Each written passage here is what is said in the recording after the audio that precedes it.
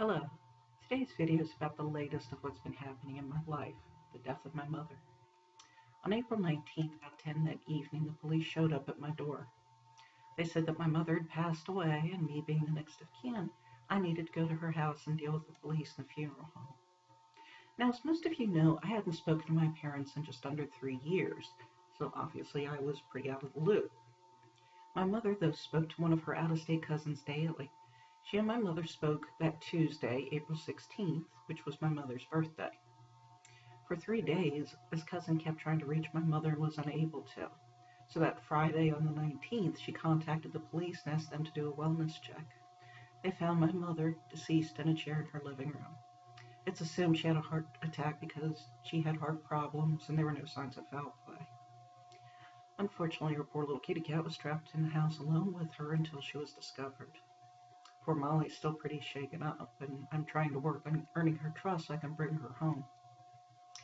I learned that night that my mother's will listed me as her personal representative and the one she left her worldly belongings to. Those things were also a shock. As a kid, my mother told me I'd never get anything when she died, so I just assumed it was true. I've also been going through my mother's paperwork to see what I need to address, and this has been quite a learning experience. Through this process, I found out I really never knew my mother. I knew her worst qualities. I never knew she was a rather prolific writer, for one thing. Her diary certainly showed that she was. I've also found my mother saved a lot of things from my childhood, such as report cards, awards, and even the first poem I ever wrote. She actually did that poem in calligraphy in 2 different sizes. I had no clue. After years of thinking my parents didn't love me, I'm starting to think that they did love me in some very dysfunctional way. So my mother was buried on April 25th. Since those she was closest to would be unable to attend due to their own health or maybe distance as well, I opted not to have a funeral for my mother, just a simple burial. I didn't expect anyone to show up other than my husband, my best friend, and I.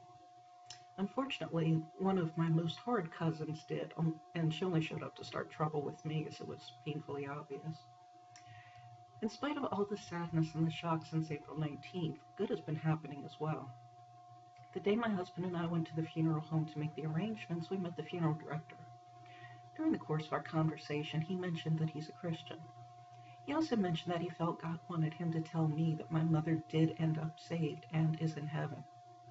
He also said that God told him to tell me I just need to trust in him and all will be fine. I can't tell you the relief that came from this man's words. I believe they're true, too.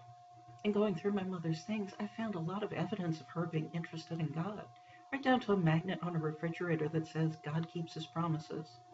That magnet's now on my refrigerator. And as far as all being fine, it pretty much is. I've been able to do so much that is well beyond my comfort zone. I've been able to handle this situation with the police that night, and my husband contacted the funeral home for me since I was pretty much in a state of shock. In spite of the agoraphobia, I've also been able to go out alone with minimal stress to take care of my mother's business. I've had the ability to think clearly and make decisions based on logic without any emotion from me, and just considering what my mother's wishes would be so I can honor them.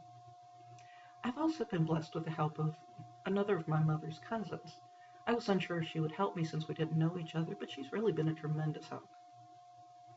I thought I would share all of this, not just to give you an update, but also to encourage you, I hope. Losing a narcissistic parent is terrible. It's confusing, it's painful, and it's complicated. But even in such circumstances, God is well able to carry you through. Just trust him and he won't disappoint you. Thank you for watching my video.